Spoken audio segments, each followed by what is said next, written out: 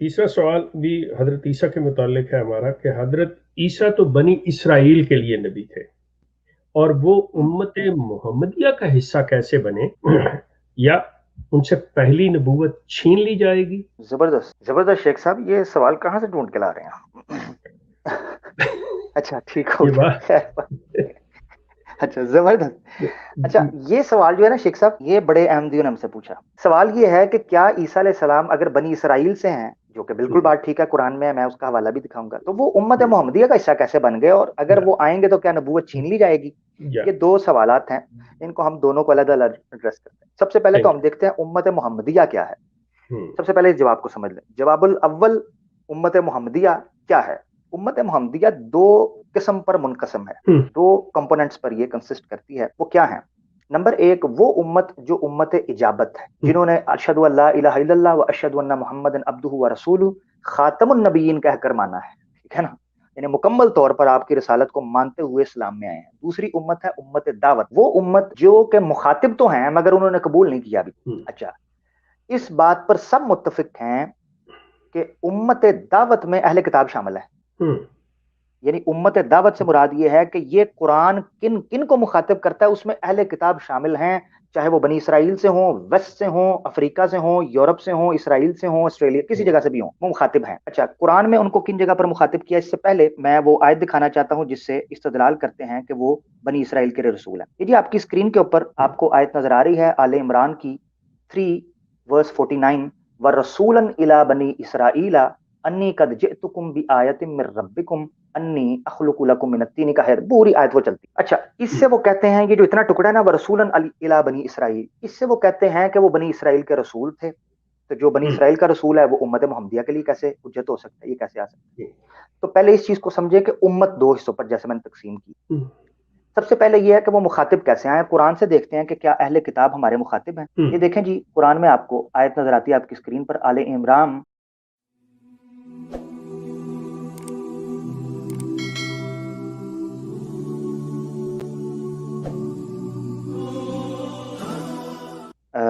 Chapter 3 verse 64, औज़ुबिल्लाहि मिनश्शैतानिर कुल या अहलल किताब तालौ इला कलिमतिन सवाइन बैनना व बैनकुम अल्ला नअबुदा इल्लल्लाह व ला नुश्रिका बिही शैअन व ला यत्तखिज़ बअदुना बअदन अरबाबा मिन दुनिल्लाह फ इन तवल्लौ फक़ूलू अशहदू बिअन्ना मुस्लिमून।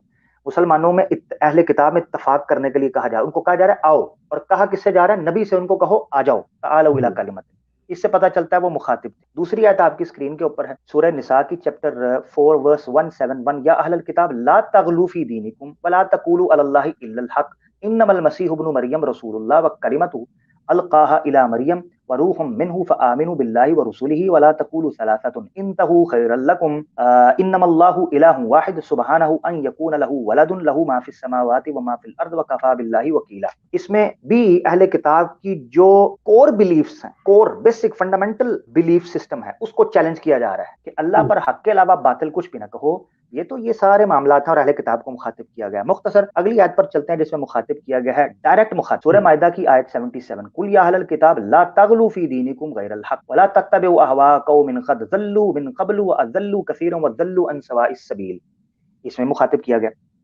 अच्छा, इन तीन आयात को सामने रखते हुए कोई ये कह सकता है कि जनाब इसमें ना एज अ रिफॉर्मर नबी पाक सल्लल्लाहु अलैहि वसल्लम ने मुखातिब किया है। रिफॉर्मर से मुराद ये है कि आपने देखा कि आपके टाइम के अंदर इनमें ये बुराइयां, तो आपने कह दिया ये ना करो। इससे ये मुराद तो नहीं है कि वो मुखातिब थे डायरेक्ट।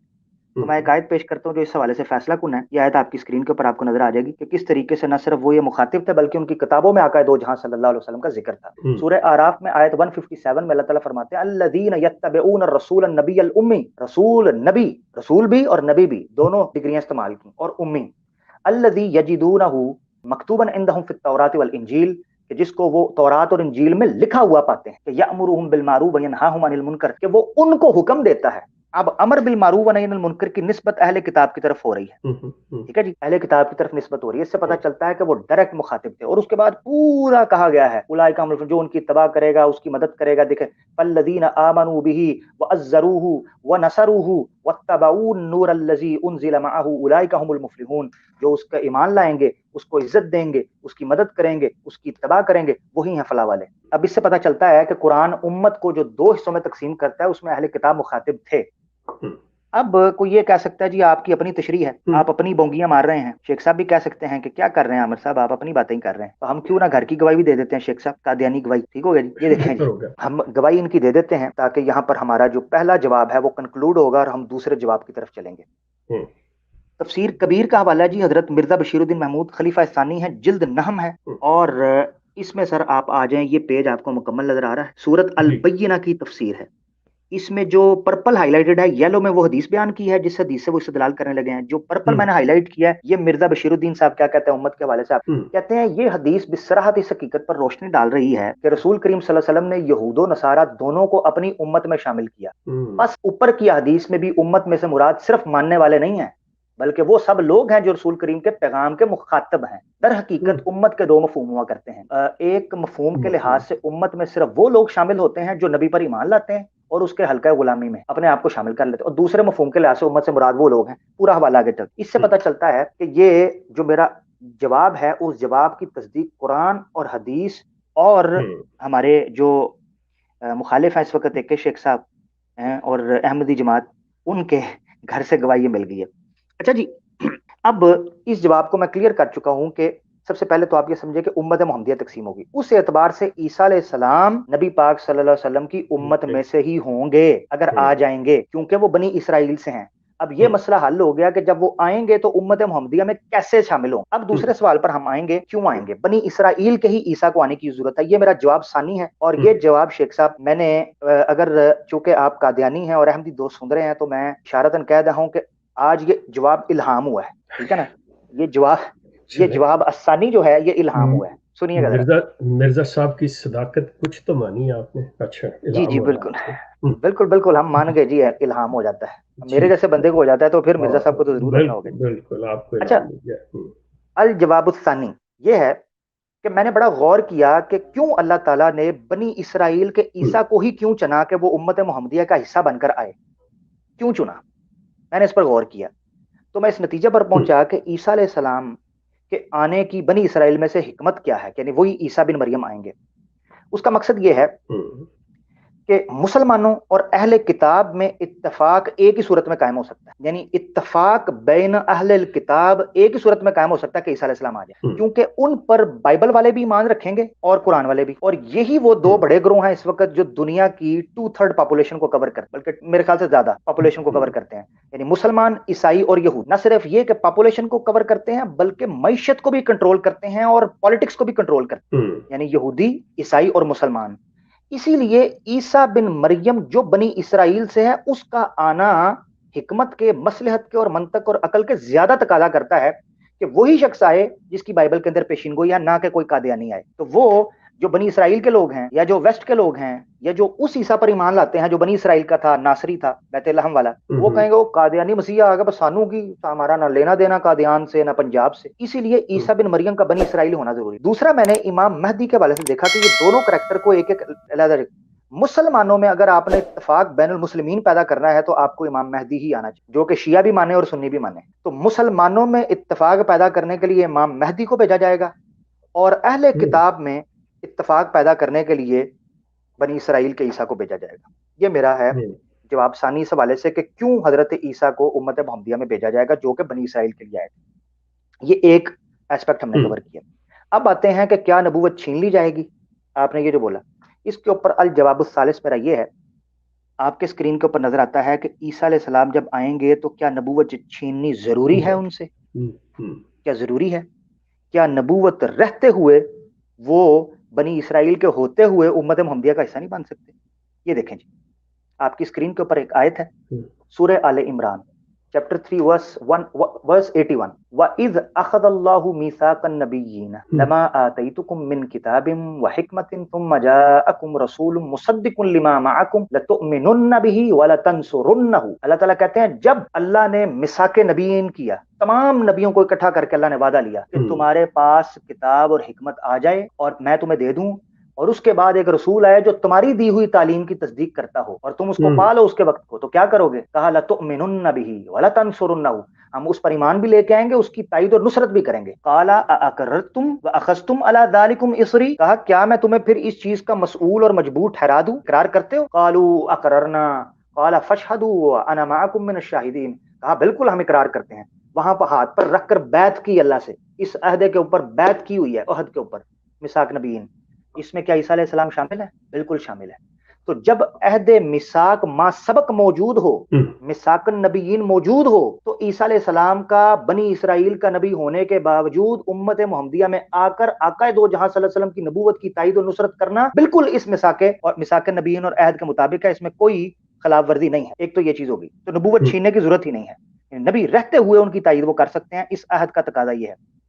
اچھا، اب کوئی کہہ سکتا ہے کہ قرآن کی آپ نے یہ جو روایت پہ یہ قرآن کی آیت جو آپ نے پیش کی ہے، یہ تو آپ اپنی طرف سے چھوڑ رہے ہیں، اس کی تفسیر تو یہ بنتی نہیں ہے۔ تو ہم نے سوچا کہ کیوں نہ گھر کی تفسیر پیش کر دی جائے، ٹھیک ہے جی، تاکہ مسئلہ جو ہے وہ ٹھنڈا ہو جائے۔ یہ آپ کے سامنے کتاب ہے جی حقائق الفرقان، باکس میں میں نے کیا جی کن کی ہے؟ حضرت حاجی الحرمین مولانا نور الدین خلیفہ مسیح اول، ٹھیک ہے جی، الاسلام.org کے اوپر آپ کو کتب خلیفہ اول کی لسٹ میں آپ کو مل جائے گی۔ یہ ان کے دروس ہیں جو بدر اخبار میں چھپتے رہے ہیں، تفسیری نکات، درس ہے قرآن کریم، تصانیف اور خطبات سے مرتبہ تفسیری نکات، یہ بدر میں چھپتے رہے ہیں۔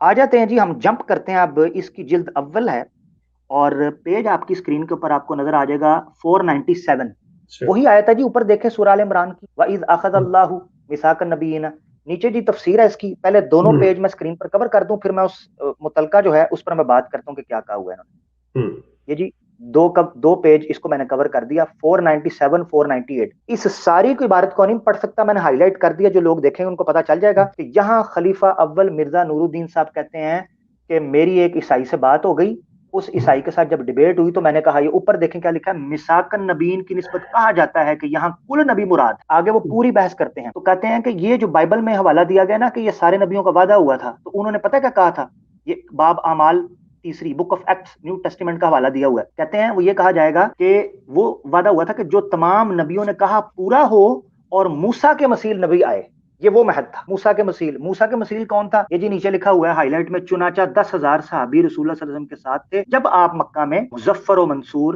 داخل ہوئے، ٹھیک ہے جی، اور نیچے لکھا ہوا ہے کہ اس کتاب میں بھی لکھا ہے کہ فلاں فلاں پہاڑی جو ہے وہ مدینہ ہے۔ یعنی قصہ مختصر یہ ہے کہ خلیفہ اول حکیم نور الدین صاحب نے اس آیت سے جو میثاق النبیین ہے مراد لی ہے کہ یہ نبی پاک صلی اللہ علیہ وسلم کی بات ہو رہی ہے۔ جب یہ نبی پاک صلی اللہ علیہ وسلم کی مراد ہو رہی ہے تو اس سے پتا چلا کہ اس عہد اور میثاق کے اندر اگر عیسیٰ علیہ السلام آ جاتے ہیں بعد میں، بلکہ سارے نبی آ جائیں، سارے اکٹھے ہو کے آ جائیں، تو ان کو اس عہد کے مطابق کرنی پڑے گی۔ یہ تھا میرا جواب الثانی، ثالث ختم ہو گیا جی۔ اچھا ٹھیک ہو گیا جی، اب آتے ہیں چوتھے کی طرف کہ کیا نبوت چھین لی جائے گی؟ اس پر میرا چوتھا جواب آپ کے سامنے آ رہا ہے، یہ ہے، اور یہ عقلی جواب ہے، اور جو لوگ مینجمنٹ سے تعلق رکھتے ہیں نا، مینجمنٹ سے تعلق رکھتے ہیں ان کو یہ میرا جواب پسند آئے گا۔ شیخ صاحب، تجربہ اور ایکسپیرینس بہت میٹر کرتا ہے۔ آپ کے پاس اگر مینجمنٹ کا تجربہ ہے تو آپ کو کسی جگہ پر بھی لگا دوں آپ چل جائیں گے، آپ لوگوں کے ساتھ بنا کر رکھ لیں گے۔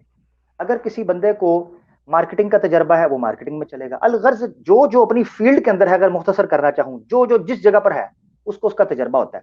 عیسیٰ علیہ السلام کا تجربہ کیا تھا؟ کیوں وہ یہاں پر فٹ بیٹھیں گے نبی پاک صلی اللہ علیہ وسلم میں امت محمدیہ میں آ کر نبوت رکھتے ہوئے وہ آ کر بیٹھیں گے؟ کیا تجربہ ان کا تجربہ ہے موسیٰ علیہ السلام کے انڈر، تورات کے انڈر امتی نبی رہتے ہوئے اپنی ڈیوٹی کو انجام دینا، یہ ان کا تجربہ رہ چکا ہوا ہے۔ تو جب ان کا ایک تجربہ تورات کے انڈر امتی نبی ہو کر رہ چکا ہوا ہے تو ان کے لیے کوئی دقت اور مشکل نہیں ہوگی کہ وہ نبی پاک صلی اللہ علیہ وسلم کی امت میں آ کر امتی نبی رہ کر اپنی ڈیوٹی انداز پیش کر سکیں۔ اور جبکہ خود ہمارے احمدی دوست جو ہیں وہ موسیٰ علیہ السلام کے نبی پاک صلی اللہ علیہ وسلم کو مثیل قرار دیتے ہیں، تو عیسیٰ علیہ السلام بدرجہ اتم اور اکمل اور بدرجہ اولا یہ حق رکھتے ہیں کہ ان کے پاس ایکسپیرینس بھی ہے، ان کے پاس ڈگری بھی ہے، ان کے پاس اہلیت بھی ہے کہ وہ آ کر نبی پاک صلی اللہ علیہ وسلم کے امتی کے طور پر رکھ سکے۔ اب آتے ہیں جی جواب الخامس، اسی اعتبار سے کہ کیا نبوت چھین لی جائے گی اور نبی اللہ کیوں کہا گیا ہے، یہ بھی اس بیچ میں کور ہو جائے گا۔ الجواب الخامس جو ہے یہ سیاسی نوعیت کا ہے، اس کو بھی آپ سمجھیے۔ جواب جو ہے اس طریقے سے کہ ایک وزیر اعلیٰ سندھ ہے، چیف منسٹر آف سندھ، وہ دورہ کرنے کے لیے اسلام آباد میں آتا ہے فیڈرل ایریا کے اندر۔ اب وہاں پر فیڈرل ہے ساری کیبنٹ اور فیڈرل ڈپارٹمنٹس ہیں سارے، وہ وہاں جب آتا ہے تو کیا اس سے چیف منسٹری کا عہدہ قلمدان جو وہ سندھ کے اندر ہے چھین لیا جاتا ہے؟ نہیں، وہ چیف منسٹر سندھ رہے گا، مگر جب فیڈرل میں پہنچے گا تو वहां किसका दायरा और किसकी हदूद शुरू हो जाती हैं? फेडरल की, वफाक की। तो ईसा अलैहिस्सलाम बनी इसराइल के लिए तो रसूल और नबी थे, मगर वो ओहदा और टाइटल रखते हुए जब वो आका दो जहां सल्लल्लाहु अलैहि वसल्लम के जमाने और हुदूद में दाखिल हो जाएंगे, जो कि क़यामत तक है खातमुन नबीयीन की, तो वो उधर आके उसके अंडर रहेंगे।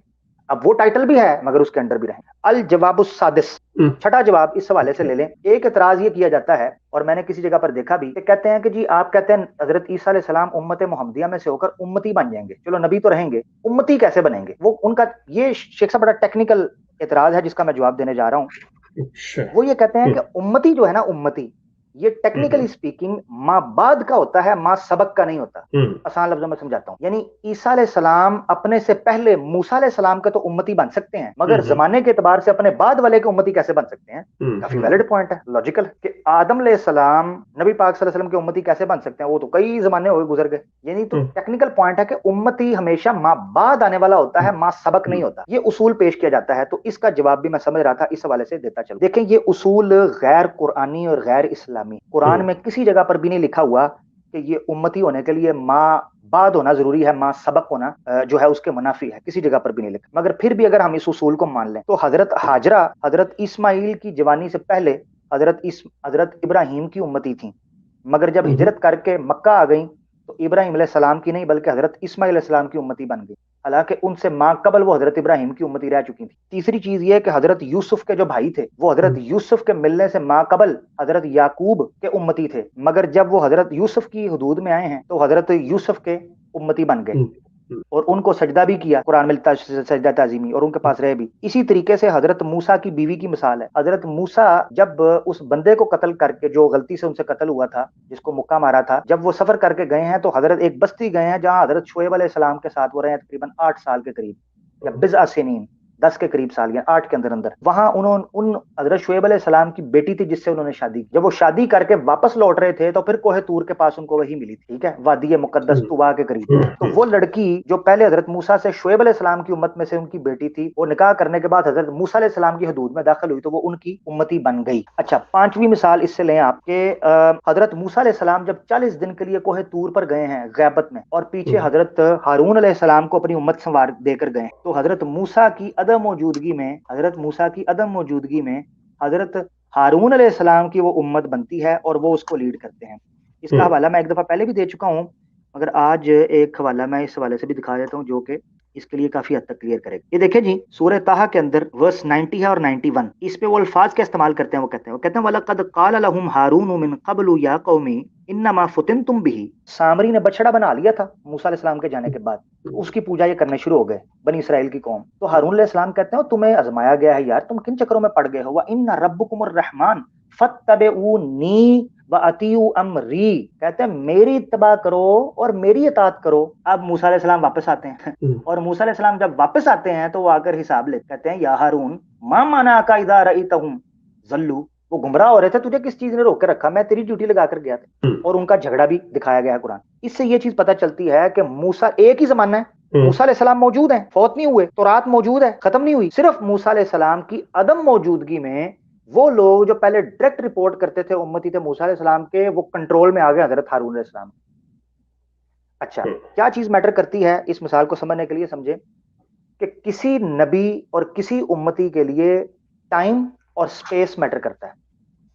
ईसा अलैहिस्सलाम चूंकि जब क़यामत के करीब आएंगे तो वो नबी पाक सल्लल्लाहु अलैहि वसल्लम के टाइम में, यानी उनकी नबूवत के टाइम में आ गए, और इसी तरीके से उनकी हुदूद में आ गए, उस जमान और मकान में आ गए।